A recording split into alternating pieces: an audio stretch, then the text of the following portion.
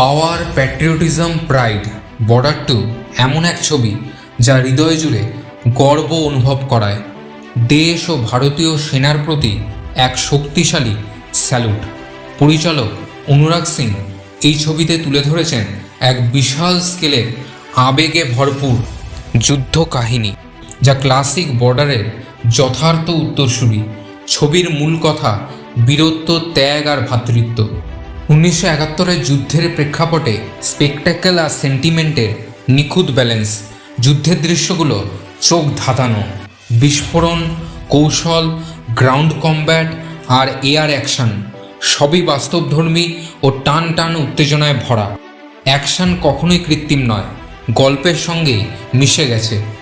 Dialogue ছবির বড় শক্তি, তীক্ষ্ণ, শক্তিশালী, দেশপ্রেমের স্পষ্ট প্রতিক্রিয়া, কিন্তু কোনো ক্ষেত্রেই অতিরিক্ত নয়। থিয়েটারে তালি আর হুইসেল নিশ্চিত।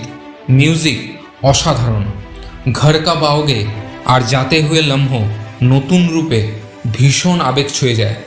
ব্যাকগ্রাউন্ড স্কোর প্রতিটা দৃশ্যকে আরও শক্তিশালী করে। সানি দেওয়াল এই ছবির প্রাণ। প্রথম দৃশ্য থেকে শেষ পর্যন্ত তিনি কেন্দ্রবিন্দু। গর্জন করলেই হল কাঁপে। একদম ভিনটেজ সানি দেওয়াল।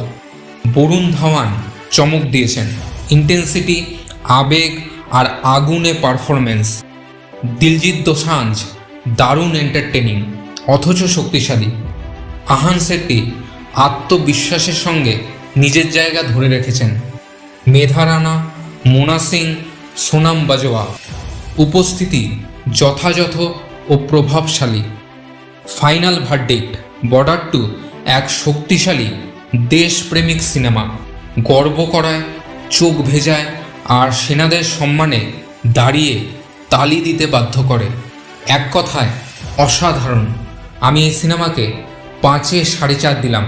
আপনাদের কেমন লাগলো অবশ্যই কমেন্ট বক্সে জানা। আর এই চ্যানেলটি সাবস্ক্রাইব করতে ভুলবেন না। Thank you. জয় হিন্দ।